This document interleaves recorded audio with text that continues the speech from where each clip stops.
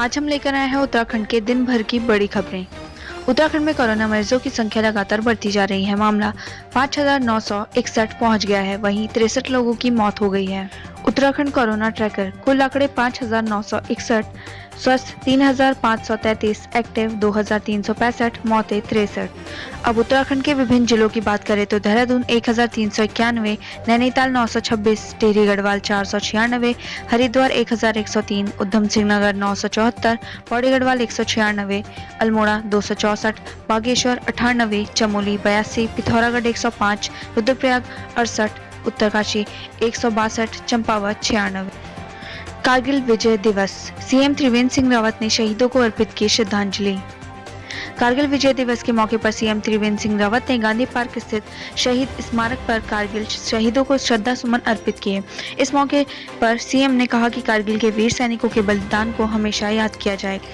कारगिल युद्धों के दिनों को याद कर भावुक हुए पूर्व हवलदार विनोद नेगी सुनाई आप बीती।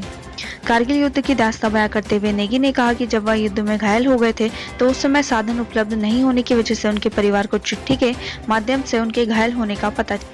उत्तराखंड सरकार के फैसले पर ट्रांसपोर्ट्स खुश, चारधाम यात्रा में मिली छूट। उत्तराखंड सरकार से चारधाम यात्रा में मिली छूट के बाद परिवहन व्यवसायियों में खुशी की लहर है। परिवहन व्यवसायियों का कहना है कि अब अन्य प्रदेशों के यात्रियों के आने पर परिवहन व्यवसाय को फायदा हो सकता है। कालाढूंगी में 4 लोगों की कोरोना रिपोर्ट पॉजिटिव, स्वास्थ्य विभाग सतर्क। कालाढूंगी में गुरुवार को स्वास्थ्य विभाग द्वारा 101 लोगों की कोरोना सैंपलिंग की गई, जिसमें से 4 लोगों की कोरोना रिपोर्ट पॉजिटिव आई। वहीं हरिद्वार में अजगर दिखने से लोगों में मचा हड़कंप, वन विभाग की टीम ने किया रेस्क्यू। बीती देर रात भूपतवाला स्थित रानी गली में लोगों ने एक विशालकाय अजगर देखा। सूचना पाकर मौके पर पहुंची वन विभाग की टीम ने अजगर को रेस्क्यू कर अपने साथ ले गई। कोसी नदी का जलस्तर बढ़ने से बीचों बीच फंसे लोग 2 को किया रेस्क्यू। बारिश से कोसी नदी उफान पर है। वहीं मछली पकड़ने गए कुछ लोग कोसी नदी के बीचों बीच फंस गए, जिसकी सूचना स्थानीय लोगों ने प्रशासन को दी। 22 साल के सपूत ने दी शहादत, मंदिर बनाकर आज भी बेटे की पूजा करती है मां। कारगिल युद्ध में अपने प्राणों की आहुति देने वाले शहीद सुरेंद्र सिंह नेगी की ये कहानी आज भी कलेजा चीर देती है। वो 22 साल की उम्र में देश के लिए कुर्बान हो गए थे। शहीदों की शहादत ये देश कभी नहीं भूलेगा।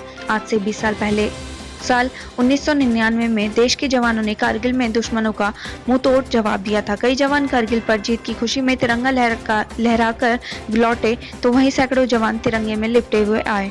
कारगिल युद्ध को 20 साल हो गए हैं, पर इन शहीदों के घर की रौनक जो एक बार गई तो फिर कभी लौटकर नहीं आई। इन्हीं शहीदों में से एक थे देहरादून के रहने वाले जवान सुरेंद्र सिंह नेगी, जिन्होंने महज 22 साल की उम्र में देश की रक्षा करते हुए अपनी जान की बाजी लगा दी। नेपाल की हरकत पर भारत ने दर्ज किया कड़ा विरोध, तीखे लहजे में किया आगाह। भारत नेपाल सीमा पर टनकपुर से लगे नो मैंस लैंड क्षेत्र में नेपाल की ओर से किए जा रहे अतिक्रमण पर भारत ने कड़ा विरोध जताया है। नेपाल की इस हरकत पर चंपावत के डीएम सुरेंद्र नारायण पांडे ने कंचनपुर जिले के अपने समकक्ष सीडीओ से फोन पर बात करते हुए कड़ा ऐतराज जताया। उन्होंने दो टूक में कहा कि नेपाल के नागरिकों की ओर से किया जा रहा अतिक्रमण पूरी तरह गलत और अंतर्राष्ट्रीय प्रोटोकॉल का उल्लंघन है। उन्होंने आगाह किया कि ऐसी बात न हो जिससे किसी तरह सीमा पर तनाव हो। कारगिल विजय दिवस, उत्तराखंड के 75 जवानों ने किया था अपना सर्वस्व न्यौछावर, 37 को मिले थे वीरता पदक। देश पर कुर्बान होने वाले जवानों में उत्तराखंड के वीरों का कोई सानी नहीं है। जब जब देश की आन मान पर कोई संकट आया तब तब उत्तराखंड के जवानों ने देश की रक्षा के लिए अपना सर्वस्व न्यौछावर किया। यही वजह है कि जब भी जवानों की शहादत को याद किया जाता है तो उत्तराखंड के वीरों के अदम्य साहस के किस्से हर जुबां पर होते हैं। बात करें वर्ष 1999 की कारगिल युद्ध की, तो यहाँ भी उत्तराखंड के जवान सबसे आगे खड़े मिले। पत्थर तोड़ने को मजबूर है उत्तराखंड का ये दिव्यांग क्रिकेटर, सोनू सूद ने की मदद। पिथौरागढ़ से एक ऐसी तस्वीर सामने आई है जो सरकार के दावों को धरातल पर दिखा रही है। उत्तराखंड का वो दिव्यांग क्रिकेटर जो देश को कई मैच जिता चुका है, वो राजेंद्र सिंह धामी आज पत्थर तोड़ने को मजबूर है। कई अंतर्राष्ट्रीय मुकाबलों में भारत को जीत भी दिला चुके हैं। इसके बावजूद इस दिव्यांग क्रिकेटर को आज तक सरकार ने कोई मदद नहीं दी। दिव्यांग क्रिकेटर राजेंद्र धामी कना लीछीना विकासखंड के ख्वाकोट में रैकोट निवासी हैं।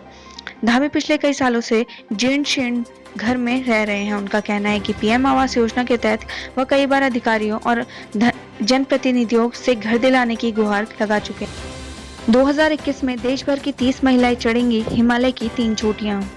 ऑल वुमेन एक्सपीडिशन के तहत देश भर की 30 महिलाएं अब सितंबर 2021 में हिमालय की 3 पर्वत चोटियों को फतह करने निकलेंगी। ये चोटियां हैं भागीरथी की चोटियां, कान्याकसे 1 और नंदा देवी ईस्ट। चयनित महिलाएं सितंबर 2020 में उक्त चोटियों पर आरोहण करने वाली थी, लेकिन कोविड के चलते यह अभियान स्थगित कर दिया गया है। 29 जुलाई को जारी होगा उत्तराखंड बोर्ड का रिजल्ट ऑनलाइन, यहाँ देखिएगा result. Uttarakhand board of school education 29 जुलाई को कक्षा 10वीं व 12वीं के बोर्ड परिणामों की घोषणा करेगा।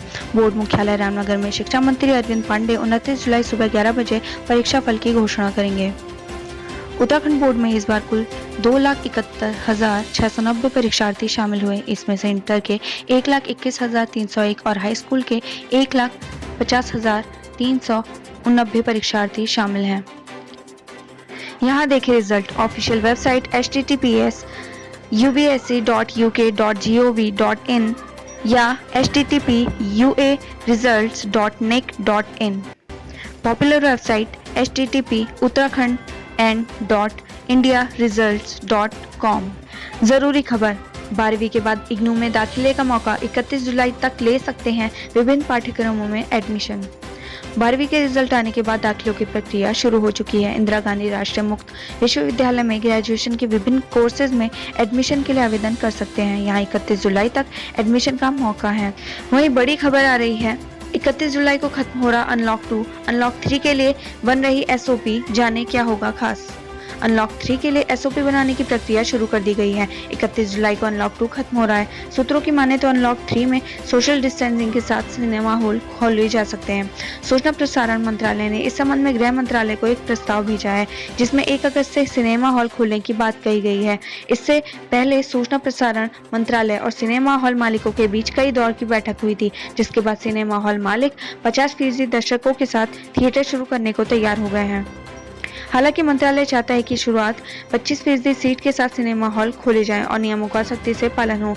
इतना ही नहीं, अनलॉक 3 में सिनेमा हॉल के साथ जिम भी खोला जा सकता है। सूत्रों की माने तो अभी स्कूल और मेट्रो को खोलने पर विचार नहीं किया गया।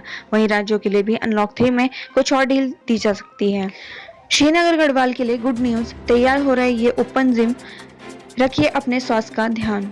श्रीनगर में गंगा दर्शन जिम पार्क का उद्घाटन कर दिया गया है। युवा यहां आकर फ्री में ओपन जिम का लाभ उठा सकते हैं। श्रीनगर गढ़वाल नगर पालिका द्वारा गंगा दर्शन नामक स्थान पर एक पार्क को योग एवं जिम करने के लिए तैयार किया गया। पार्क में जिम के लिए लगाई मशीनों का लाभ अब युवाओं को फ्री में मिल सकता है। वहीं नगर पालिका अध्यक्ष पूनम तिवारी ने बताया कि जो युवा फौज में जाने के लिए अपने को तैयार करते हैं, उन युवाओं को जिम का पूरा लाभ मिलेगा और पार्क में आने वाले बुजुर्ग महिलाओं एवं पुरुषों को पार्क में बैठकर योग करने का स्थान भी बनाया गया है। बच्चों से लेकर हर वर्ग के लोग के लिए पार्क का पूरा लाभ अब श्रीनगर निवासी ले पाएंगे।